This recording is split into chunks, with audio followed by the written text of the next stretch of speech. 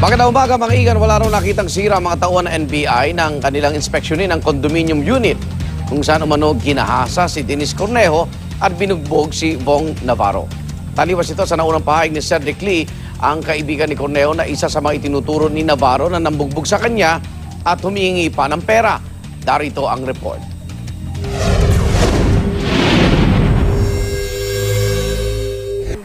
With regards to the extortion issue, siya ang nag-offer kay Denise na babayaran niya lahat ng na-damage. So it started from 200 to 500,000. Let me go back to the condo and assess how much the damage to the properties. Sabi ko sa kanya, Bong, yung na-damage dito mga nasa almost 800 plus thousand. Pero i-round off mo na sa 1 million, including other moral damages.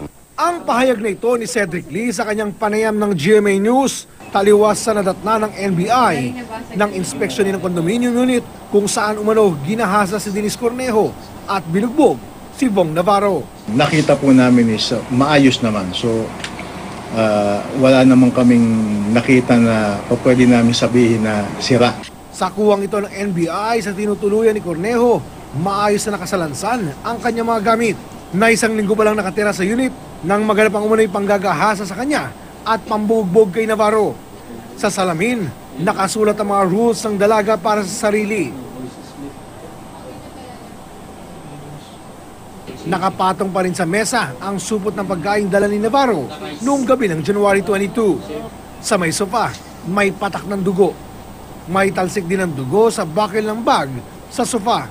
Sa pamamagitan ng inspeksyon, tinitingnan din ng NBI kung gaano kaposible ang mga nakasaad sa salaysay ni Navarro. When they got in, silang dalawa ni Miss Denise Cornejo, after a while, lumabas si Miss Denise, lumabas yung dalawang mama sa loob ng room ni Miss Denise. Wala pong pinto itong lock, just curtain.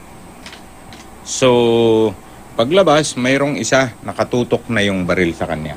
Nagsumiti na ng kanilang salaysay ang may-ari ng condo unit na si Soledad Ramos. Sinabi ni Ramos na pinaparenta niya ang kanyang unit sa Malaysia na si Gregory Binunos. Sa inisyal na pagtatanong ng NBI kay Binunos, nakilala raw niya si Cornejo sa isang party noong December. Naging mag-textmates daw sila at nakiusap si Cornejo na tulungan siyang makahanap ng pansamantalang matitirahan. Sinabi daw nito sa NBI na libre niyang pinatira si Denise sa nirerentahang unit. Wala naman daw siyang koneksyon kay Lee.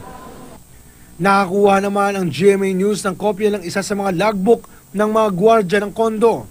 Makikita doon na noong January 22, bandang alas 11:30 ng gabi, nakita ng isang guard na maduaan si Cornejo at ang kanyang mga bisita kasamang isang lalaking nakatali ang kamay sa likod na kinilalang si Bong Navarro.